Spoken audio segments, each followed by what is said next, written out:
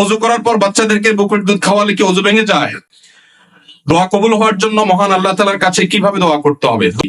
ছেলে মেয়ে পালিয়ে বিয়ে করলে তাদের বিয়েতে সাক্ষী হওয়া যায় আছে কিনা? হালাল ভাবে সুদঘোষহীন ভাবে রিজিকের ব্যবস্থা কিভাবে করতে পারবো? ইমাম সাহেবের পূর্বে মুক্তাদি সালাম ফিরালে নামাজ হবে কিনা? উকিল বাবার সাথে দেখা করা যায় আছে কিনা? বাবা বলা যাবে কিনা? ছেলে মেয়ে পালিয়ে বিয়ে করলে তাদের বিয়েতে সাক্ষী হওয়া যায় আছে কিনা? জনাব, আমার ভাগ্নির একটা ছেলে ও মেয়ে 3-4 বছরের বাচ্চা আছে, তার স্বামী ঝগড়া অবস্থায় তালাক শব্দ ব্যবহার করেছে। সবাই এই সংসার মিলায়া দিয়েছে 2 বছর পূর্বে। এখন আবার গত 20 দিন আগে 3 তালাক ঝগড়া অবস্থায় দিয়েছে। এখন তওবা পড়ে নেওয়া যাবে কিনা জানাবেন। বর্তমান সময়ে আলেমদের মধ্যে কাদা ছড়াছড়ি বেশি চলছে, আমাদের করণীয় কি? ইমাম সাহেবকে মূল্যায়ন না করলে কি গুনাহ হবে? কিভাবে মূল্যায়ন করব? আমাদের পরিবারে অনেকে অনেক সময় বড় রোগে আক্রান্ত হন, যেমন cancer, brain tumour, liver cirrhosis ইত্যাদি। এই ধরনের রোগের চিকিৎসার ক্ষেত্রে অনেকে তার পুরো সম্পদ বিক্রি করে ফেলে, নিঃস্ব হয়ে যায়। শরীর দৃষ্টিকোণ থেকে কতটুকু সম্পদ ব্যয় করা উচিত এবং ইসলামের নির্দেশনা কি? এরপরে প্রশ্ন, আমার বড় ভাইয়ের বউ বা আমার ভাবি পরকিয়া করেছেন 5 বছর ধরে জানতে পেরেছে এবং পরকিয়ার মাধ্যমে একটা বাচ্চাও হয়েছে। এখন করণীয় কি? ওয়াকফকৃত না হলে মসজিদে জুমার নামাজ পড়া যাবে কিনা? বোনের হক আদায় করা গুরুত্বপূর্ণ কাজ, কিন্তু যদি এমন হয় যে 2 ভাইয়ের মধ্যে একজন বোনের হক দিতে আগ্রহী, অপরজন দিতে রাজি নন, এক্ষেত্রে যিনি দিতে চান তিনি যে দিতে পারছেন না, তার জন্য গুনাহ হবে কিনা? রাসূলের জামানার সাথে আমাদের মসজিদের কার্যক্রমের কোনো পার্থক্য আছে কিনা? ইমামদের কি কি ভূমিকা পালন করা দরকার? আজকাল হাই ভলিউমে গান শোনাটা ফ্যাশনে পরিণত হয়েছে, এটা থেকে কিভাবে পরিত্রাণ পেতে পারি আমরা? অজু করার পর বাচ্চাদেরকে বুকের দুধ খাওয়ালে কি অজু ভেঙে যায়? না। বুকের দুধ মায়েরা যদি বাচ্চাদেরকে খাওয়ান অজু অবস্থায়, অজুর কোনো ক্ষতি হবে না, কারণ দুধ এটা কোনো নাপাক জিনিস না। শরীর থেকে নাপাক জিনিস বের হলে তখন মানুষের অজু ভঙ্গ হয়। যেহেতু মায়ের বুকের দুধ এটা কোনো অপবিত্র জিনিস না, নাপাক না, অতএব বাচ্চাকে দুধ খাওয়ালে তাতে অজুর কোনো ক্ষতি হবে না। আমাদের পরিবারে অনেকে অনেক সময় বড় রোগে আক্রান্ত হন, যেমন cancer, brain tumour, liver cirrhosis ইত্যাদি। এই ধরনের রোগের চিকিৎসার ক্ষেত্রে অনেকে তার পুরো সম্পদ বিক্রি করে ফেলে, নিঃস্ব হয়ে যায়। শরীর দৃষ্টিকোণ থেকে কতটুকু সম্পদ ব্যয় করা উচিত এবং ইসলামের নির্দেশনা কি? যদি আল্লাহ না করুন কেউ দুরারোগ্য ব্যাধিতে আক্রান্ত হন, তার চিকিৎসায় লক্ষ লক্ষ টাকার দরকার হয়, তার জমি জমা বিক্রি করা লাগে, প্রশ্নকর্তা ভাই জানার বিষয় হলো তার টোটাল অ্যাসেট থেকে কত পার্সেন্ট তার নিজের ট্রিটমেন্টে খরচ করা যাবে? এর উত্তর হলো এর কোনো পার্সেন্টেজ শরীয়ত ঠিক করে দেয় নাই। তার ট্রিটমেন্টের জন্য যদি তার টোটাল সম্পদ বিক্রি করা লাগে, সেটা বিক্রি করার অধিকার ইসলাম তাকে পরিপূর্ণভাবে দিয়েছে। মানুষের সম্পদের ক্ষেত্রে শরীয়ত তাকে এতটা স্বাধীনতা দিয়েছে যে তার সম্পদ কি করবে না করবে এক্ষেত্রে কারোর সেখানে কোনো নাক গলাবার অধিকার। সন্তানদের এটা বলার অধিকার নাই যে বাবা তুমি নিজের চিকিৎসা সব খরচ করবো, আমরা কি করব, এটা বলার অধিকার নাই। অনেক কুলাঙ্গার সন্তান আছে, বাবার এরকম সিরিয়াস পর্যায়ে হয়ে গেলে জমি বিক্রি করতে দেয় না, বরং বাধা দেয়। আছে না নাই?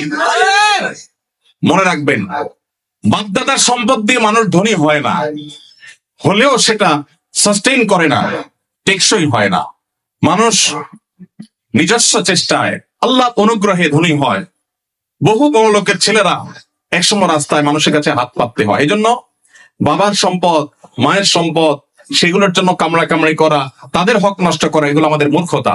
তবে হ্যাঁ, কেউ যদি মনে করেন যে দুরারোগ্য ব্যাধিতে আমি আক্রান্ত হয়েছি, এখানে ট্রিটমেন্ট করে আসলে লাভ হবে না, ডাক্তারদের অ্যাসেসমেন্ট অনুযায়ী মৃত্যুই নিশ্চিত এবং জটিল পরিস্থিতি, তাহলে সেক্ষেত্রে আমার বাচ্চারা তারা অসহায় হয়ে যাওয়ার চাইতে আমি সুন্নত হিসাবে ট্রিটমেন্ট করি, কিন্তু খুব বেশি অ্যাগ্রেসিভলি ট্রিটমেন্টের জন্য খরচ করবো না। এটা দেখো সিদ্ধান্ত নেয়, তো সেই এখতিয়ারও শরীয়ত ওই ব্যক্তিকে দিয়েছে। অবস্থা বুঝে তিনি ডিসিশন নেবেন। এরপরে প্রশ্ন, আমার বড় ভাইয়ের বউ বা আমার ভাবি পরকিয়া করেছেন 5 বছর ধরে জানতে পেরেছে এবং পরকিয়ার মাধ্যমে একটা বাচ্চাও হয়েছে। এখন করণীয় কি? পরকিয়া এখন ঘরে ঘরে হয়েছে ভাই, জঘন্য ব্যাধিতে পরিণত হয়েছে। তো এইরকম যদি পরিস্থিতি হয়, ইসলামী শরিয়াত দৃষ্টিকোণ থেকে এটা সবচেয়ে বড় জঘন্য অপরাধ হয়েছে। ইসলামী বিচার ব্যবস্থা থাকলে এর সবচেয়ে কঠিন শাস্তি হতো। যেহেতু বিচারিক ভাবে আইনগত ভাবে সেটা কার্যকর করবার সুযোগ নেই, যেহেতু ইসলামী বিচার ব্যবস্থা নেই, এই জন্য এটার বিচারের ভার কোন এলাকার কোন মোড়ল মাতবর কেউ নিজের হাতে নেওয়ার অধিকার কারো নাই, সুযোগ নাই, খবরদার। তবে এইরকম পাপিষ্ঠ তার সাথে সংসার করার বিষয়ে যদি সে চরিত্রহীন এটা সাব্যস্ত হয়, যার চরিত্রের সংশোধনের আশা না থাকে, তাহলে তাকে ডিভোর্স দিয়ে ভিন্ন কোনো চিন্তা তার স্বামী করতে হবে। আর যদি তিনি তার কৃতকর্মের জন্য অনুতপ্ত হয়ে আল্লাহর কাছে মাপ চান, যেহেতু ইসলামী বিচার ব্যবস্থা নাই, সেহেতু তার শাস্তি কার্যকর করবার উপায় নাই, কিন্তু তিনি তওবা করলে আল্লাহ তাআলা চাইলে মাফও করতে পারেন। এটা একান্ত তাদের বিষয়, আল্লাহর বিষয়। দোয়া কবুল হওয়ার জন্য মহান আল্লাহ তাআলার কাছে কিভাবে দোয়া করতে হবে? দোয়া কবুল হওয়ার জন্য প্রথম শর্ত হলো হালাল উপার্জন থাকা। হারাম উপার্জনকারী ব্যক্তির দোয়া কবুল হয় না। চুরি করে, ডাকাতি করে, টিন চুরি, গম চুরি করে এরপরে মক্কা শরীফ গিয়ে 2 হাত তুলে আল্লাহর কাছে চোখের পানি ফেলে দোয়া করছেন, হাদিস বলছে দোয়া কবুল হবে না, দোয়া কবুল হবে না। নবী করিম সাল্লাল্লাহু আলাইহি ওয়াসাল্লাম পরিষ্কার হাদিস আছে, অনেক দূর থেকে এলোমেলো চুল নিয়ে, ধুলোমলিন শরীর নিয়ে কেউ যদি কাবার চারপাশে হাত তুলে দোয়া করে, আন্না ইউস্তাজাবু লিযালিক, কিভাবে তার দোয়া কবুল হবে? নবীজি বলেছেন, কারণ দেহ, তার শরীর, তার সম্পদ হারাম দ্বারা গঠিত হয়েছে। এই জন্য দোয়া কবুলের জন্য প্রথম শর্ত হলো হালাল উপার্জন থাকা। কেউ যদি আগে হারাম উপার্জন করে থাকেন, এখন তওবা করবেন, মানুষের হক মেরেছেন, এখন ফেরত দিবেন, তারপরে আল্লাহর কাছে দোয়া করবেন, ইনশাআল্লাহ দোয়া কবুল হবে। দোয়া কবুলের দ্বিতীয় শর্ত হলো অন্তরের অন্তঃস্থল থেকে কায় মনোবাক্যে দোয়া করবেন, অন্য মনস্ক হয়ে না, দায় সারা ভাবে না, মনোযোগ দিয়ে দোয়া করবেন। দোয়া কবুলের জন্য আরেকটা গুরুত্বপূর্ণ শর্ত হলো হালাল বিষয়ে দোয়া করবেন, হারাম জিনিস আল্লাহর কাছে চাইবেন না, 2 নম্বর জিনিস আল্লাহর কাছে চাইবেন না। অবৈধ সম্পর্ক করার, কারোর সাথে অবৈধ রিলেশন করার, হারাম সম্পর্ক করার জন্য আল্লাহর কাছে দোয়া করবেন, এটা অবৈধ দোয়া, নাজায়েজ দোয়া, এটা করা জায়েজ নাই। বৈধ দোয়া করবেন, নেক দোয়া করবেন, ইনশাআল্লাহ আশা করা যায় আল্লাহ তাআলা দোয়া কবুল করবেন। দোয়ার ক্ষেত্রে আল্লাহর প্রশংসা, নবীজির প্রতি দরুদ প্রেরণ, এরপরে আপনি যে কোনো চাওয়া পেশ করবেন, বৈধ চাওয়া। এবং দোয়া করার পর কবুল হচ্ছে না করার জন্য হুলস্থুল করবেন না। এই শর্তগুলো মেনে চললে কোরআন এবং হাদিসের আলোকে আশা করা যায় দোয়া কবুল হবে ইনশাআল্লাহ। হালাল ভাবে, সুদঘোষহীন ভাবে রিজিকের ব্যবস্থা কিভাবে করতে পারবো? হালাল ভাবে, সুদঘোষহীন ভাবে, একেবারে কোনো ঝামেলা ছাড়া আপনার মাসে মাসে অ্যাকাউন্টে টাকা চলে আসবে, এইরকম অটোমেটিক ইনকাম করার কোন দোয়া, কোন আমল আমার জানা নাই। আমি কি বুঝতে পারছি? অনেক যুবক ভাইরা আছেন বলে সব হারাম আর হারাম, যাবো কই? হুজুর একটু দোয়াটা শিখাই দেন, আল্লাহ করে দে। অনেকে আছেন ঋণগ্রস্ত, দোয়া চান, চিরকুট লিখে দেন, হুজুর ঋণ মুক্তির আমল শিখাই দেন। পার্সোনালি যদি জিজ্ঞেস করা যায় জমি জমা আছে কিনা, বলে হ্যাঁ আছে আলহামদুলিল্লাহ। তো সেটা বিক্রি করে ঋণ দেন না কেন? জমি বেঁচে কেউ ঋণ দেয়? মানে আপনি দোয়া শিখাই দেন, আমার জমি আমার থাকুক, ব্যাংকের টাকা থাকুক, আল্লাহ উপর থেকে একটা বস্তা পাঠায় দেয়।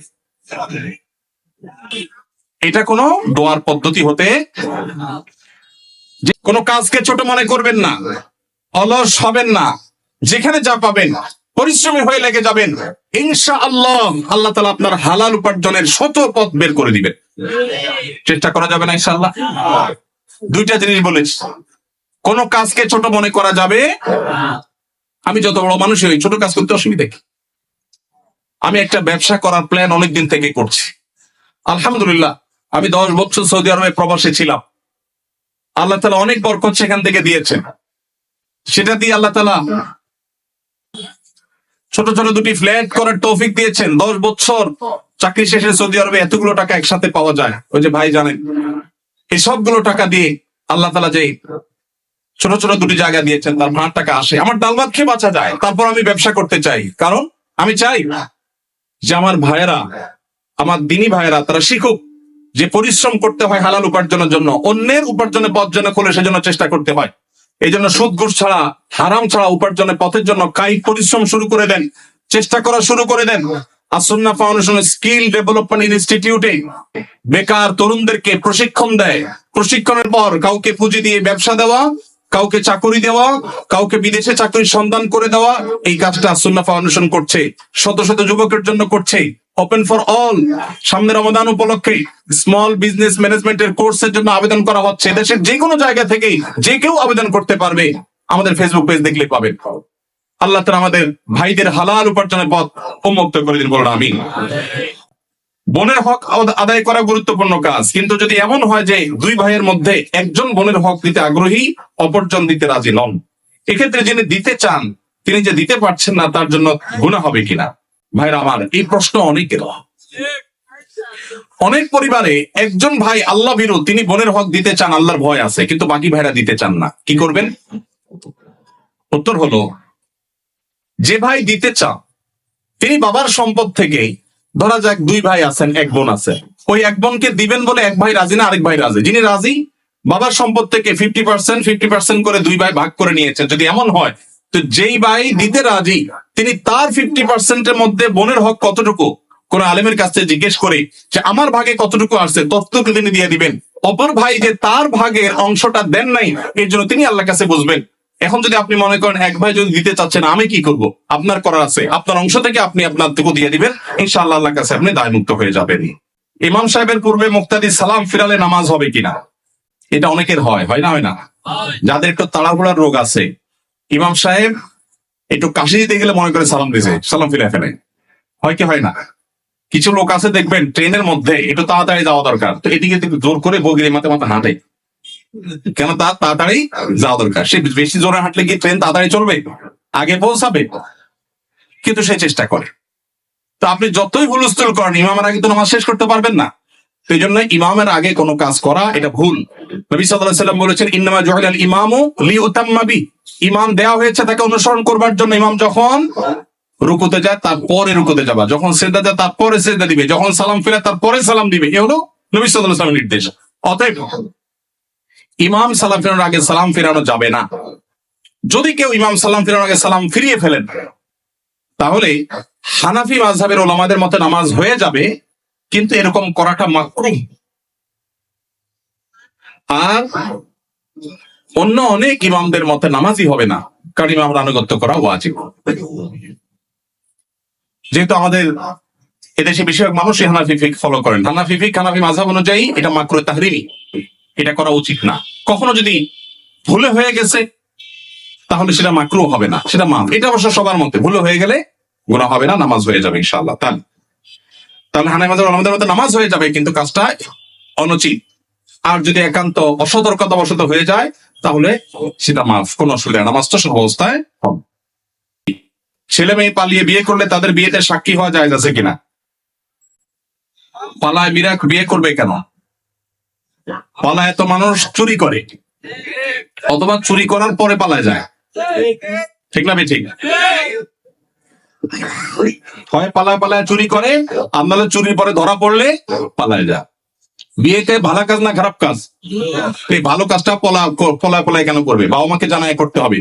কোন ছেলে মেয়ে এরকম পলাপলি করে বিবাহ করতে গেলে তাদের বিবাহের সাক্ষী না হয়ে পারলে ধরে বাপ মার কাছে নিয়ে আসবেন, এনে বলবেন, চাচা এবার আপনি বিয়ের ব্যবস্থা করেন, আমি এবার সাক্ষী হই। আমি পলাপলির বিয়েতে সাক্ষী কেন হতে যাব? এটা বন্ধ হওয়া উচিত। এবং বন্ধু হিসাবে ওই বন্ধুর উপকার করতে চাইলে কোনোভাবে কলা কৌশলে চাচা চাচিকে রাজি করিয়ে বিয়ের ব্যবস্থা করবেন, কিন্তু পলাপলি করে যেন তারা বিয়ে না করে, প্রয়োজন অপেক্ষা করে বাবা মাকে রাজি করার চেষ্টা করে, সেটা তাদেরকে বোঝাবেন। উকিল বাবার সাথে দেখা করা জায়েজ আছে কিনা, বাবা বলা যাবে কিনা? উকিল বাবা হলো 2 নম্বর বাবা।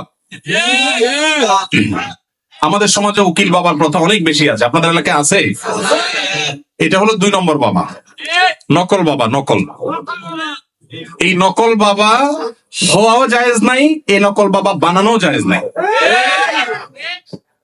ভাইরা আমার, বিয়ের শাদীতে আমাদের দেশে মনে করা হয় যে একজন উকিল বাবা লাগে, এরকম একটা ধারণা আছে না নেই? মেয়ের ইজিন আনার জন্য গায়রে মাহরাম একজন উকিল বাবা হয়, অনেক সময় যায় অনুমতি আনে। এইভাবে উকিল বাবা বানানো পরিষ্কার ভাবে হারাম, পরিষ্কার ভাবে। মুরব্বীরা ভালো করে শুনে রাখেন, যারা উকিল বাবা আছেন এই বাবাগিরি ছেড়ে দেন। বাংলাদেশে বাবার কোনো শেষ নাই, খাজা বাবা, উকিল বাবা, একটা বাবা, কত বাবা আছে। আল্লাহ তাআলা এই সমস্ত নকল বাবা থেকে আমাদেরকে হেফাজত করুন। বিয়ে উপলক্ষে কোনো উকিল বাবা টাবা চলবে না। নিজের বাবা বেঁচে থাকলে সেই বাবা তিনি নিজের সন্তানের বিয়ে দিবেন, ব্যাস। মেয়ের অনুমতি বাবা আনতে যাবেন। যার জন্য মান বাবা উপস্থিত, আগাগোড়া 5 হাতি বাবা আছে, এরপরও দেখা যায় আরেকজন উকিল বাবা সেজে সেখানে নাটক করতে যায় অনুমতি আনার জন্য। এই নাটক করা জায়েজ নাই, পরিষ্কার ভাবে হারাম, পর্দাহীনতার কারণে। বিশেষ করে গায়রে মাহরাম কেউ যখন উকিল বাবা সাজে, ওই মেয়ে সারা জীবন তারে বাপরাপ ডাকে, খানা খাওয়ায়। এটা আমাদের সামাজিক মানে একটা কুসংস্কার বলতে পারেন, এর সাথে ইসলামের কোনো সম্পর্ক। যুবকরা বিয়েতে কোনো উকিল বাবা যেন না থাকে। মুরব্বীরা যারা যারা যার যার বিয়ের উকিল বাবা আছেন, আল্লাহর হস্তে বাবাগিরি ছেড়ে তওবা করে আল্লাহর কাছে চলে আসেন, চেষ্টা করবেন তো ইনশাআল্লাহ। এই উকিল বাবার নাম দিয়া পর্দাহীনতা 2 নম্বরই হাজারটা জিনিস হয়। নিজের বাবারই খবর নাই, কিসের আবার উকিল বাবা। হ্যাঁ, উকিল বাবার লোকে বললো ভাগছে কোন মেয়ে। আল্লাহ মাফ করুক আমাদেরকে। এই যে বেসরকারি কাজ করলে তো একটা না একটা অঘটন ঘটবেই, এই জন্য এই সমস্ত অন্যায় কাজ করা যাবে না। জনাব, আমার ভাগ্নির একটা ছেলে ও মেয়ে, 3-4 বছরের বাচ্চা আছে। তার স্বামী ঝগড়া অবস্থায় তালাক শব্দ ব্যবহার করেছে। সবাই এই সংসার মিলায়া দিয়েছে 2 বছর পূর্বে। এখন আবার গত 20 দিন আগে 3 তালাক ঝগড়া অবস্থায় দিয়েছে। এখন তওবা পড়ে নেওয়া যাবে কিনা জানাবেন।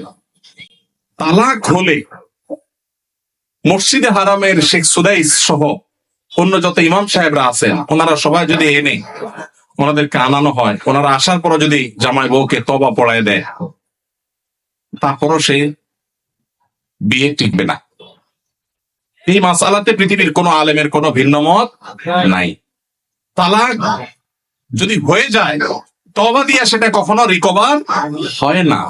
এটা হলো ছুরি মারার মতো, দিলাম ছুরি মেরে, এরপরে তওবা করলাম, সরি বললাম, জিব্বা কামড়াইলাম, ইমাম সাহেব এসে আমার তওবা পড়াইলো, উনি তো জীবিত হয়ে যাবে না? হবে? সালাতুন জিদ্দুহুন্না জিদ্দুন ওয়া হাজলুহুন্না জিদ্দুন। আমার অনেক দিনের একটা শখ, তালাক নিয়ে একটা ওয়াজ করব, 2 ঘন্টার একটা ওয়াজ করব। কারণ এদেশে ঘরে ঘরে চুল থেকে নুন খসলে তালাক দিয়ে দেয়। এরা হলো ছোট লোক। এরা কোন লোক? কথায় কথায় যারা স্ত্রীকে তালাকের কথা বলে, এই পুরুষগুলো হলো ছোট লোক। মহিলাদের খুশি হওয়ার কারণ নাই। কথায় কথায় যে মহিলা বলে আর করবো না, তোমার সংসার বাপা বাড়ি চলে যাবো, এরাও ছোট লোক। আল্লাহ তাআলা আমাদেরকে ছোট লোক থেকে বাঁচার তৌফিক নসিব করুন। নির্লজ্জের মতো কিছু হলে তালাকের কথা বলে। আমি এই ঘটনা বহু জায়গায় বলছি। আমার এক হুজুর ছিলেন, তালাকের মাসালা জিজ্ঞেস করতে আসলে আগে ধরে কষে পিটা দিতেন, এরপরে মাসালা দিতেন। এখন এই মাসালা যার জন্য জিজ্ঞেস করছেন, এই আমলটা আমি করতে পারতাম তো। আসেনি এখানে আসামি, আসেনি ভাইগা গেছে, আসামি বলে ভাগছে প্রশ্ন দিয়া। ভাইরা আমার, চুন থেকে নুন খসলে তালাক দেওয়া জঘন্য অপরাধ, খুবই খারাপ অভ্যাস। যুবক ভাইরা, বউয়ের সাথে ঝগড়া লাগলে আমি বলি, পারলে একটা চিমটি দিয়েন, একটা ধাক্কা দিয়ে দিয়েন, আল্লাহর রাস্তায় তালাক দিয়েন না। চিমটি ধাক্কা যদি বেশি দেন, ব্যথা বেশি পায়, আপনার বিচার করা যাবে, এটার একটা রিকভার করা যাবে, তওবা টবায় কাজ হবে। কিন্তু তালাক দিয়া বসছেন, তওবায় কাজ হবে না। এই মাসআলায় তাদের সংসার করা না করার বিষয়ে এলাকার বড় আলেম বা বড় মাদ্রাসা গিয়ে কি ঘটছে পুরো বিস্তারিত জেনে তারপর উত্তর নেবেন। কারণ কোন বিশেষ কেস নিয়ে আমরা প্রশ্ন উত্তর এরকম সেশনে উত্তর দেই না যে হ্যাঁ আর সংসার নাই বা আছে। কারণ তালাকের মাসালায় ভাবে উত্তর দেওয়া যায় না, পুরো ডিটেল জানতে হয়। এটা কোনো আলেম বা কোনো দারুল ইফতায় গিয়ে কোনো ফতোয়া গিয়ে জেনেও তারপরে সেটা অনুযায়ী সমাধান করবেন। কিন্তু এইটুকু জেনে রাখেন, তালাক যদি হয়ে যায়, তওবা পড়ায় কোনোদিন তালাক টিকানো, সংসার টিকানো যায় না। এই জন্য তালাক দিতে সাবধান। কখনো মুখ ফসকের আগে চলে তালাক দিবে না। তালাক দিতে হলে ঠান্ডা মাথায় পরামর্শ করে ডিসিশন নিয়ে তারপরে সামনে আগাবেন। আল্লাহ আমাদেরকে তৌফিক দান করুন। ওয়াকফ বৃত না হলে মসজিদে জুমার নামাজ পড়া যাবে কিনা? যদি কোনো মসজিদ ওয়াকফ করা হয়নি, টেম্পোরারি মসজিদ, অন্য কারোর জায়গায় নামাজ পড়া হচ্ছে, তিনি অনুমতি দিয়েছেন, জুমা হবে। ওয়াকফ করা জুমা হওয়ার জন্য শর্ত না, মসজিদের মর্যাদা পাওয়ার জন্য ওয়াকফ করা শর্ত। ইতিকাফের জন্য মসজিদের মর্যাদা পাওয়া শর্ত, ওয়াকফ করা শর্ত। কিন্তু জুমা টেম্পোরারি কোনো জায়গায় কেউ ভাড়া দিয়েছেন বা অনুমতি দিয়েছেন, বা আপনার কোনো ফ্ল্যাটে মসজিদে কোনো বিশেষ পরিস্থিতি যাওয়ার পরিবেশ নাই, অথবা বিদেশে মসজিদ দূরে কোন শহরে মসজিদ নাই, তখন যে কোনো জায়গায় ওই জায়গার মালিকের অনুমতি থাকলে, বাধা না থাকলে সেখানে জামাতে জুমা নামাজ পড়া যাবে। ইমাম সাহেবকে মূল্যায়ন না করলে কি গুনাহ হবে? কিভাবে মূল্যায়ন করব? ইমাম সাহেবদের মূল্যায়ন না করলে গুনাহ তো অবশ্যই হবে। ইমাম সাহেবরা হলেন উলামায়ে কেরাম, নবীদের ওয়ারিস। তাদের এই সমাজ তেমন কোনো মূল্য দেয় না। মুসলিম প্রধান রাষ্ট্র, বেশিরভাগ ট্যাক্স পেয়ার মুসলমান, অথচ 4 লক্ষ মসজিদের ইমাম সাহেবকে যদি রাষ্ট্র মূল্যায়ন করত তাহলে রাষ্ট্রের চেহারাই পরিবর্তন হয়ে যেতে পারত। 4 লক্ষ মসজিদের যে নেটওয়ার্ক সারা দেশে আছে, রাষ্ট্র যদি এই ইমাম সাহেবদেরকে রাষ্ট্রের বিভিন্ন গুরুত্বপূর্ণ কাজে তাদেরকে যদি ইনভলভ করত, প্রশিক্ষণ দিয়ে প্রস্তুত করত এবং তাদের থেকে যদি সার্ভিস দিত, তাহলে দেখা যেত রাষ্ট্রের অনেক বড় বড় কাজ মসজিদের ইমাম সাহেবদের দ্বারা সমাধান করা যেত। এত বিশাল লোকবল, এত বিশাল জনগোষ্ঠী, মসজিদের এত বিশাল বড় প্ল্যাটফর্ম, এত বড় মিডিয়া, এই সবগুলোকে রাষ্ট্র যদি অন করতো, রাষ্ট্রের চেহারাই চেঞ্জ হয়ে যেতে পারতো। কিন্তু ওই যে বলছিলাম, সেই ব্রিটিশ আমল থেকে শুরু হয়েছে আজও পর্যন্ত মুসলমানের দেশে মুসলমানরাই সবচেয়ে বেশি কোণঠাসা এবং দুর্বল। মুসলমানরাই সবচেয়ে বেশি বৈষম্যের শিকার, জুলুমের শিকার। ওলামা একরাম, মুসলমান প্রধান সমাজে যাদের মূল্য থাকার কথা, তাদের সমাজ রাষ্ট্র মূল্য দেয় না, এমনকি আমরা সমাজের মানুষও মূল্য দেই না। ঠিক না ভাই? ঠিক। ইমাম সাহেবদের মূল্যায়ন কিভাবে করবেন? তাদের মূল্যায়ন করবেন, তাদেরকে সবচেয়ে বেশি সম্মান করবেন। কারণ নবী করিম সাল্লাল্লাহু আলাইহি ওয়াসাল্লাম বলেছেন, মাল্লাম ইউবাজ্জিল আলিমানা ফালাইসা মিন্না। যে ব্যক্তি আমার উম্মতের আলিমদেরকে সম্মান দেয় না, মর্যাদা দেয় না, ইজ্জত দেয় না, সে আমার উম্মত হতে পারে না। অতএব আপনার মসজিদের ইমাম সাহেব আপনার কাছে সম্মানিত হতে হবে। কমিটির লোক, মুসল্লি ভাইয়েরা, তাদেরকে চাকরের মতো আচরণ করতে পারবেন না, তাদেরকে শ্রদ্ধা করবেন। তারা নেতা, নেতার মতো মর্যাদা দিবেন, তাদের সঠিক কথাগুলো বলার অধিকার দিবেন, সুযোগ দিবেন, তাদের মিম্বরে স্বাধীনভাবে কথা বলার সুযোগ দিবেন, তাদের গলা চিপে ধরতে কাউকে দিবেন না। ইমাম সাহেবরা তাদের সম্মানজনক ভাবে চলার মতো বেতন দিবেন, সম্মানে দিবেন, থাকার ব্যবস্থা করবেন। কারণ তারা অন্য কোনো কাজে এঙ্গেজ হতে পারেন না, ইমামতি করতে গিয়ে তারা এখানে এঙ্গেজ থাকতে হয়। অতএব তাদের জীবনযাপন যেন সম্মানজনক ভাবে হয়। পৃথিবীর অন্য যে কোনো মুসলমান দেশে, পৃথিবীর অন্য যে কোনো মুসলমান প্রধান দেশে মসজিদের ইমাম সাহেবরা আমার ক্ষুদ্র জ্ঞান অনুযায়ী বাংলাদেশের ইমাম সাহেবদের চাইতে ভালো অবস্থানে আছে অর্থনৈতিক ভাবে। দুর্ভাগ্য আমাদের দেশে মানুষের, যে আমাদের দেশে মানুষের অনেক ভালো ভালো গুণ থাকলেও মসজিদের ইমাম খতিব সাহেবদের সম্মানী, তাদের বেতন ভাতা, এগুলো দেওয়ার ব্যাপারে আমাদের বেশিরভাগ মসজিদ কমিটির লোকেরা কার্পণ্য করে। মনে করে ইমাম সাহেবের বেতন আবার 20-30 হাজার টাকা, এত টাকা দিয়ে উনি কি করবে? এই এলাকায় যে সমস্ত ইমাম সাহেবরা আছেন, আমি কি কাউকে দেখতে পারি কেউ আছেন ইমাম সাহেবরা? কোথায়? আপনার বেতন কত ভাই? পুরুষের নাকি বেতন জিজ্ঞেস করলেন নাকি আয়, আপনি মনে কষ্ট নিয়েন না, এটা শুধু একটু বোঝার জন্য। কত? আপনি ইমাম, আপনি ইমাম, আপনার কত? দুজনের 7,000 7,000। কোন এলাকার আপনারা? ওনাদের ভাইদের মসজিদ। আপনি কোন মসজিদের ইমাম? বড় মসজিদ নাম কি? পশ্চিম পাড়া বড় মসজিদ। পশ্চিম পাড়া বড় মসজিদের কমিটির লোকজন কারা আছেন? কোন মসজিদ? ওই পূর্ব পাড়া। হ্যাঁ, পূর্ব পাড়া মসজিদের মসজিদ কমিটির লোকেরা কেউ ভাই আছেন? হাত তোলেন, হাত তোলেন, হাত তোলেন, নাহলে আশপাশের লোকজন বাইর করে দিবে কিন্তু। হাত তোলেন। আছে পূর্ব পাড়া কেউ আছে? আছে? থাক, আমরা ওনাকে দেখাতে চাই না। আছে পশ্চিম পাড়ার আছেন? আছেন। আর ইমাম সাহেব নাই? কই কই ভাই ইমাম সাহেব, আপনি কোন পাড়ার? একটু দাঁড়ান, কষ্ট করে একটু দাঁড়ান। কোন গ্রামের ইমাম আপনি? হ্যাঁ, মনোহরপুর। আপনার বেতন কত ভাই? 5,500। এই মনোহরপুরের মসজিদ কমিটির কেউ আছেন? মুসল্লি কেউ আছেন কিনা অন্তত? যারা আছেন হাত তোলেন তো। মুসল্লি কারা? কেউ হাত তুলবে না। কমিটির একজন পাওয়া গেছে? মুসল্লি, আচ্ছা থাক। আর ইমাম সাহেব কে আছেন বলেন? আপনি ইমাম ভাই, আপনার বেতন কত? হ্যাঁ, মসজিদ থেকে বেতন কত বলতেছি? মসজিদ মাদ্রাসা 2 ডিউটি বেতন 11.5। তার মানে আমরা যদি 5.5 ধরি, তাহলে 5.5 মসজিদ থেকে বলা যায়। 5 ওয়াক্ত নামাজ পড়ান, ইমামতি করেন, 5 ওয়াক্ত নামাজ পড়ান, 5.5 হাজার জুমা সহ। আপনার কোন এলাকা? এই গ্রামের নাম বলেন। ডুলিপাড়া। কই মাহফিলের আয়োজক কারা? সামনে আসেন না, সামনে আসেন। কই পোস্টার কই? নাম বলার আগে সামনে আসেন। নামই নাই, চালাকেরা। আচ্ছা, আর ইমাম সাহেব আছেন আর এক দুজন? কই ভাই? কোন এলাকা? পাশের এলাকার। বেতন কত? হ্যাঁ, 8,000। কোন এলাকার? নোয়াগ্রাম। নোয়াগ্রামেরও ভাইরা নিশ্চয় আছেন। আমি আপনাদের স্মরণ দিতে চাই না, আপনাদের কারো হাতও তুলতে চাই না। ইমাম সাহেবদের জবানবন্দি নিলাম, ধন্যবাদ। আর কোন ইমাম সাহেব আছেন? মুরব্বী দাঁড়ান একটু।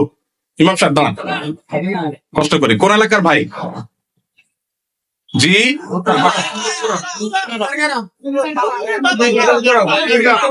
এতজন বলে কেমনে বুঝবো? খুন্দার পাড়া, খুন্দার গোড়া। ওকে, আপনার পাশের গ্রাম। আপনার বেতন কত ভাই? 6,000। বসেন ভাইরে, প্রশ্ন প্রসঙ্গে চলে আসলো। এতজন ইমামের জবানবন্দি আমরা নিলাম, হয়তো খুঁজলে আরো 10-20 জন ইমাম পাওয়া যাবে। অনেকে হয়তো চক্ষু লজ্জায় হাতটা উঠাচ্ছেন না, বলছেন না। আমার এটা আমাদের জন্য, বাংলাদেশের মানুষের জন্য লজ্জা, অনেক বড় লজ্জার বিষয়। আমাদের মসজিদের ইমাম সাহেবদের, মুয়াজ্জিন সাহেবদের সম্মানে আমরা দিতে চাই না, মাহফিল করে বক্তার জন্য মোটা অঙ্কের হাদিয়া রেডি রাখি। আপনারা বলবেন হুজুর আপনিও তো মোটা অঙ্কে নিয়েই যাবেন, ওয়াজ তো করতেছেন। ভাই আমাকে মোটা দেখ, চিকন দেখ, না দেখ, এটা নিয়ে আমার মাথা ব্যথা নেই, আলহামদুলিল্লাহ। এবং আল্লাহর মেহেরবানিতে এটা আমার কোনো প্রত্যাশাও নেই আল্লাহর ফজলে। কিন্তু মাহফিল আয়োজকদেরকে বলতে চাই, যারা মাহফিল আয়োজন করেন, লক্ষ লক্ষ টাকা যদি মাহফিল পিছনে খরচ করতে পারেন, ইমাম সাহেবদের বেতন কেন 15,000, 20,000 টাকা হতে পারে না? এই দেশে বিভিন্ন শ্রেণী পেশার মানুষদের বেতনের সর্বনিম্ন স্কেল বা একটা স্কেল ঠিক করে দেওয়া হয়। আমি দাবি করতে চাই, আমাদের রাষ্ট্রের উচিত, রাষ্ট্র নিজে ইমাম সাহেবদেরকে মূল্যায়ন করতে না পারলেও মিনিমাম যেন তাদের একটা সমাজে সম্মানজনক ভাবে চলতে পারে, সেজন্য তাদের একটা সম্মানজনক বেতনের স্কেল ঘোষণা করা হোক। আর সমাজের যারা বিবেকবান মানুষ, আল্লাহর হস্তে তারা ইমাম সাহেবদের সম্মান দেওয়া, মর্যাদা দেওয়া শিখবো তো ইনশাআল্লাহ। আপনার এলাকার মানুষ যারা আছেন, প্রশ্ন প্রসঙ্গে হয়তো আপনাদের ইমাম সাহেবদের বেতনগুলো আমরা জানতে পারলাম। আপনারা মনে কষ্ট নেবেন না, আপনাদেরকে ছোট করা আমার উদ্দেশ্য না। আমার উদ্দেশ্য হলো আমাদের বিবেকগুলোকে জাগ্রত করা। কোন মসজিদ কমিটির লোকজন যদি এখানে থাকেন, তাহলে আমি আপনাদেরকে বলবো, এমনকি মুসল্লি ভাইরা যারা আছেন তাদেরকে বলবো, মসজিদে গিয়ে এটা নিয়ে দাবি তুলবেন, ইমাম সাহেবের সম্মানজনক বেতন নিশ্চিত করতে হবে ইনশাআল্লাহ। রাসূলের জামানার সাথে আমাদের মসজিদের কার্যক্রমের কোনো পার্থক্য আছে কিনা, ইমামদের কি কি ভূমিকা পালন করা দরকার? রাসূল করিম সাল্লাল্লাহু আলাইহি ওয়াসাল্লামের যুগে তার হাতে গড়া মসজিদগুলো, সাহাবেদের হাতে গড়া মসজিদগুলোর একটা বড় বৈশিষ্ট্য ছিল, সেগুলো শুধু নামাজের ঘর ছিল না, সেটা ছিল কমপ্লিট প্যাকেজের নাম। একটা মুসলিম সমাজের যা যা দরকার তার সব কিছুর আয়োজন মসজিদ থেকে করা হতো। সেখানে দারিদ্র বিমোচনের কাজ হতো, কারো পারিবারিক কলহ হলে নবী সাল্লাল্লাহু আলাইহি ওয়াসাল্লামের কাছে আসলে তিনি সেটা মীমাংসা করতেন। এই ঘটনা বহু আছে। কোন মানুষ ক্ষুধার্ত, তিনি এসে নবীজির কাছে সাহায্য চেয়েছেন, তার জন্য নবী সাল্লাল্লাহু আলাইহি ওয়াসাল্লাম সাহায্য তুলেছেন, সেটাও আছে। আমাদের মসজিদগুলো থেকে নবী করিম সাল্লাল্লাহু আলাইহি সাল্লামের মতো, সেই মসজিদের মতো আজ বহুমুখী কাজ হয় না। আমরা বেশিরভাগ মসজিদগুলোকে শুধু নামাজের ঘর বানিয়ে সীমাবদ্ধ রেখেছি। আমাদের মসজিদগুলোতে যুবকদের জন্য তেমন কোনো আয়োজন নেই, আমাদের মসজিদগুলোতে শিশুদের জন্য তেমন কোনো আয়োজন নেই। আমি আশ্চর্য হয়েছি ইউরোপের বিভিন্ন মসজিদে দেখে, যে অমুসলিম প্রধান দেশ, আমাদের বাংলাদেশি ভাইরা সেসব মসজিদ বানিয়েছে, কিন্তু সেখানে দেখা গেছে শিশুদের জন্য আলাদা আয়োজন। আপনারা এখানে যারা আছেন, কয়টা মসজিদ আছে বলতে পারবেন যে আমাদের মসজিদে শিশুদের জন্য সুস্থ সাংস্কৃতিক চর্চা, আমাদের সমাজে মসজিদে বাচ্চাদের জন্য নামাজে আসলে বিনোদনমূলক, তাদের জন্য প্রণোদনামূলক ব্যবস্থা আছে, এরকম ব্যবস্থা আছে কয়টা মসজিদে ভাই? খবর একটা নাই, বরং উল্টা আরো ধমক দেয় বলে। মসজিদে আছে ধমক দেওয়ার কালচার আছে, বন্ধ করতে হবে এই কালচার। মসজিদে বাচ্চারা টুকটাক ডিস্টার্ব করলে ধৈর্য ধারণ করতে হবে, বেশি ডিস্টার্ব করলে তাদেরকে সুন্দর করে বুঝাইতে হবে, অভিভাবককে বোঝাতে হবে আজকের শিশু আগামী দিনের মুসল্লি। নবী করিম সাল্লাল্লাহু আলাইহি সাল্লাম খুতবা দিচ্ছিলেন জুমা। হাসান বা হোসেন রাদিয়াল্লাহু তাআলা আনহুমা দৌড়ে আসছিলেন নানার দিকে, জামা পেঁচায়া শরীরের সাথে পড়ে গেছেন। নবীজি মিম্বর থেকে নেমে দূরে গিয়ে নাতিকে কোলে নিয়ে আবার এসে মিম্বরে দাঁড়ালেন, তারপর খুতবা কন্টিনিউ করলেন। আপনার মসজিদের ইমাম সাহেব করলে চাকরির কি হাল থাকবে বলেন? তা কি থাকবে? নবী করিম সাল্লাল্লাহু আলাইহি সাল্লামের জায়গায় আমরা যদি হতাম তো বলতাম, মেয়েকে যে বলতাম, মা অন্তত আমার খুতবার সময়টা তো ধরে রাখবা। বলতাম কি বলতাম না? আমার নবী করিম সাল্লাল্লাহু আলাইহি সাল্লাম সেরকম কথা বলেছেন বলে জানা যায় না। তিনি সিজদা গেছেন জামাতে নামাজে, ভাই একাকি না, মসজিদে তিনি ইমামতি করছেন, তার পিঠের উপরে হাসান বসানো যখন উঠে বসছেন, নবী সাল্লাল্লাহু আলাইহি ওয়াসাল্লাম তাদেরকে নামানোর জন্য কোনো কসরত করেন নাই। ওই অবস্থায় তিনি অপেক্ষা করছেন, সিজদার তাসবিহ বাড়াচ্ছেন, সময় যাচ্ছে। নাতির ঘোড়ায় চড়ার শখ পূরণ হওয়ার পর যখন পিঠ থেকে নামছে, তখন নবী সাল্লাল্লাহু আলাইহি ওয়াসাল্লাম মাথা উঁচু করছে। এরপরে নামাজ শেষে সাহাবীরা জিজ্ঞেস করছে, হে আল্লাহর রাসূল, আজকে সিজদা একটু লম্বা হয়েছে, ব্যাপার কি? কি কোনো ওহী আসলো নাকি বিশেষ কোনো নির্দেশ কি? তখন নবী সাল্লাল্লাহু আলাইহি ওয়াসাল্লাম বললেন, সেরকম কিছুই না, আসলে নাতি পিঠের উপর উঠেছিল, আমি তাকে নামাতে চাইনি, সে নেমেছে, তারপরে তিনি নবী সাল্লাল্লাহু আলাইহি ওয়াসাল্লাম মাথা উঁচু করেছেন। আমাদের ইমাম সাহেবদের যদি নাতি তো দূরের কথা, নাতিরে তো মানুষ একটা আদর করে, ছেলেও যদি আসতো বা নাতির জায়গায় আরো কিছু যদি আসে, পিঠের উপরে তার পরিবারে কোনো বাচ্চা আসতো, ইমাম সাহেব চাকরি চলে যেত। ঠিক না ভাই? ঠিক ভাইরা আমার, যদি নবী সাল্লাল্লাহু আলাইহি ওয়াসাল্লামের পিঠে নাতি উঠার পরও নবী সাল্লাল্লাহু আলাইহি ওয়াসাল্লাম ফাতিমা রাদিয়াল্লাহু তাআলা আনহাকে এই কথা বলার কথা হাদিসে পাওয়া যায় না যে নামাজের পর নবী সাল্লাল্লাহু আলাইহি ওয়াসাল্লাম ফাতিমা রাদিয়াল্লাহু বসে বলেছেন। বললে সেটা অবশ্যই হাদিসে আসতো। নবী সাল্লাল্লাহু আলাইহি ওয়াসাল্লামের ব্যক্তিগত জীবনের যে সমস্ত বিষয় থেকে উম্মতের শিক্ষা আছে তার সবগুলো হাদিসে আসে। এরকম কোন হাদিস পাওয়া যায় না যে তিনি ফাতিমা রাদিয়াল্লাহু তাআলার কাছে বলেছেন, মা আমি মসজিদে ইমামতির দায়িত্ব পালন করছি, এই টাইমে তুমি নাতিকে ছেড়ে দিলা, তাকে এই টাইমটা ধরে রাখতে পারতা। নবীজি এরকম বলেছেন বলে কোনো প্রমাণ পাওয়া যায় না। এই জন্য বাচ্চাদের টুকটাক মসজিদে আসা, তাদের ডিস্টার্ব করা, এটাকে মুরব্বীরা, চাচাজিরা, বাবাজিরা আল্লাহর ওয়াস্তে হজম করে নিবেন। আপনারা যদি ধমক দেন তো মনে রাখবেন, এই বাচ্চা মসজিদ থেকে যদি দূরে সরে যায় আপনার ধমকের কারণে, সারা জীবনের জন্য আপনি গুনাহগার হয়ে থাকবেন। এদেশের একজন প্রথম সারির বড় আলেম, প্রথম 10 জনের একজন হবে, নাম বললে সবাই 100% মানুষ চিনে যাবেন, আমি নাম বলছি না। ওনার ছেলে মদিনা ইউনিভার্সিটিতে তখন পড়ে, আমাকে বলেছিল ব্যক্তিগতভাবে, ভাই আল্লাহ আমাকে আলেম বানিয়েছেন, মাদ্রাসা পড়িয়েছেন, ইউনিভার্সিটিতে পড়ালেখা করে অনার্স করেছি। আমি ছাত্র জীবন বা শৈশবে ছোট জীবনে মসজিদ থেকে ধমক খাইছি এক মুরব্বীর, আমি মরণ পর্যন্ত ভুলবো না। আমার মনে কতটা আঘাত সেটা এঁকে দিয়েছে। বহু ধমক জীবনে খেয়েছি, কিন্তু ওই ধমকটা ভুলবো না। মসজিদে গিয়েছি বহুত আবেগ নিয়ে, অনুমতি নিয়ে, একটু দুষ্টামি করেছি, যেই ধমক খেয়েছি আমার ভেতরটা কেঁপে উঠছে। আমি চিন্তা করি, আমার জায়গায় একজন সাধারণ মুসলমান যে এতটা ইসলাম বুঝে না, হয়তো স্কুল কলেজে পড়েছে, সে যদি আঘাতটা পাইতো সে হয়তো নাস্তিক হয়ে যেত, সে তো ইসলাম থেকে দূরে সরে যেত।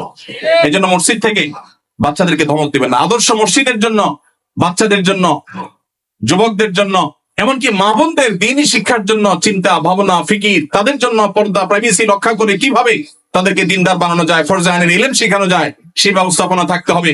মসজিদ থেকে জনসেবামূলক কার্যক্রম থাকতে হবে। জনসেবার জন্য পয়সার দরকার নাই, ইচ্ছা যথেষ্ট।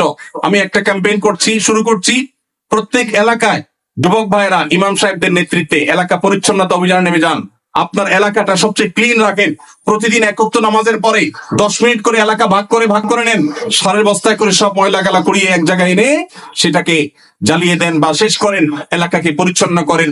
আরো 1000টা কাজ করা যায় পয়সা কড়ি ছাড়া।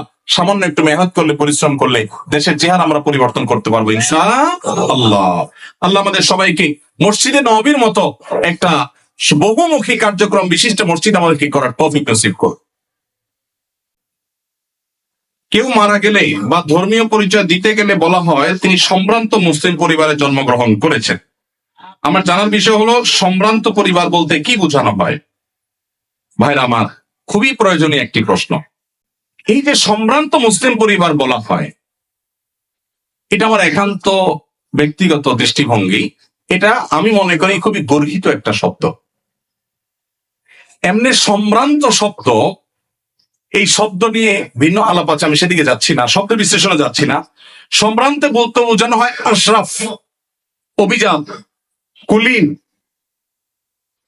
তারপরে আশরাফ মানে খুব বেশি সম্মানীয়। এই যে বংশ এবং পরিবারের মধ্যে কুলীন আর অকুলীন, এই ভেদাভেদ কাদের মধ্যে আছে? হিন্দু ভাইদের মধ্যে আছে, ঠিক না? ঠিক।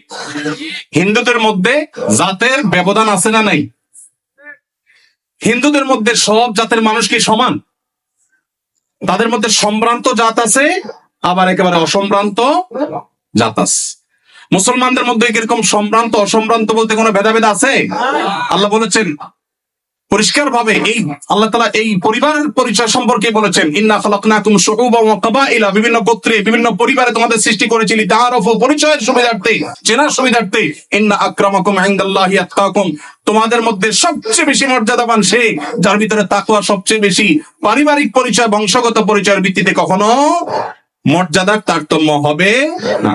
অতএব সম্ভ্রান্ত আর অসম্ভ্রান্ত মুসলমানদের মধ্যে এই ধারণাটাই হলো হিন্দু থেকে আসছে এবং একটি ভুল, একটা অপসংস্কৃতি। এটা আমাদের দূর করতে হবে এবং ত্যাগ করতে হবে ইনশাআল্লাহ। বর্তমান সময়ে আলেমদের মধ্যে কাদা ছড়াছড়ি বেশি চলছে, আমাদের করণীয় কি? কোন হুজুর আবার কাদা মারল? শীতকালে কাদা পাবে কোথায় এখন ভাই? তো ভাইরা, উলামায়ে কেরামের মধ্যে মত পার্থক্য থাকবে, এটা স্বাভাবিক। মতের ভিন্নতা থাকবে, এটা কি স্বাভাবিক না অস্বাভাবিক? শুধু উলামায়ে কেরাম কেন, আমাদের নিজেদের মধ্যে মতের ভিন্নতা আছে না নাই? আছে। স্বামী স্ত্রী দুইজন সংসার করতে গেলে হাজারো বার একজন আরেকজনকে ভালোবাসে ভালোবাসে জিকির করতে করতে মুখে ফেনা তোলার পরও দেখা যায় হঠাৎ করে ইউক্রেন রাশিয়ার মতো যুদ্ধ বেঁধে যায়। যায় কি যায় না?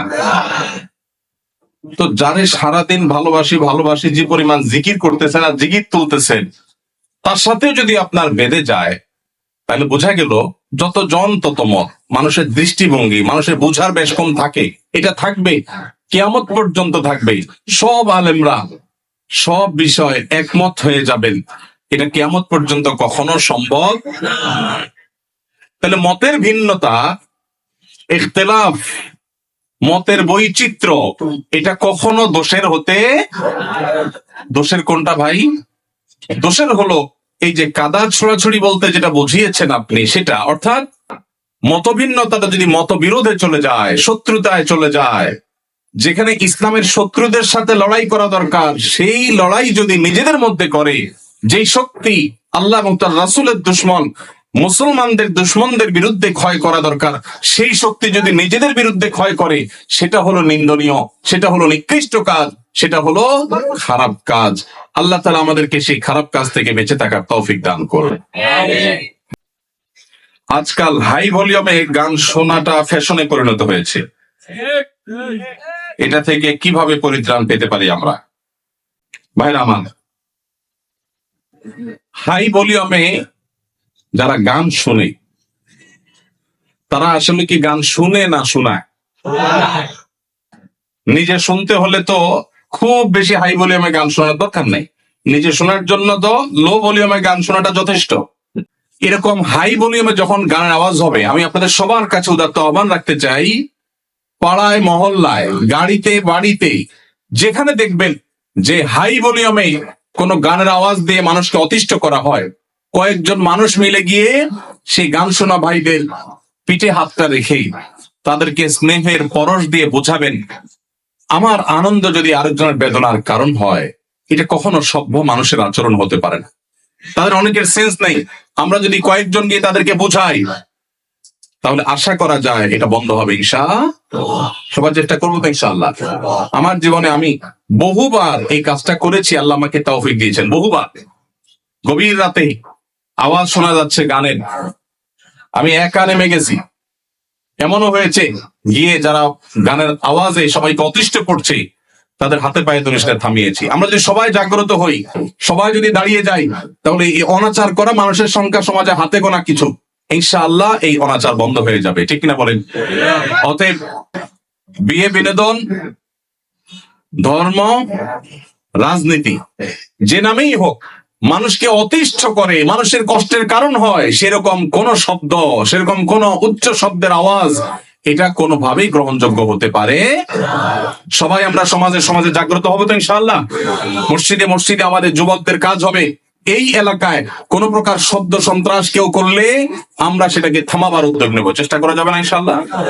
আমি কাউকে আইন হাতে তুলে নিতে বলছি না, কিন্তু আমাদের সবাইকে দায়িত্বশীল আচরণ করতে হবে, সৎ কাজের আদেশ, অসৎ কাজের বাধা প্রদান করতে হবে ইনশাআল্লাহ।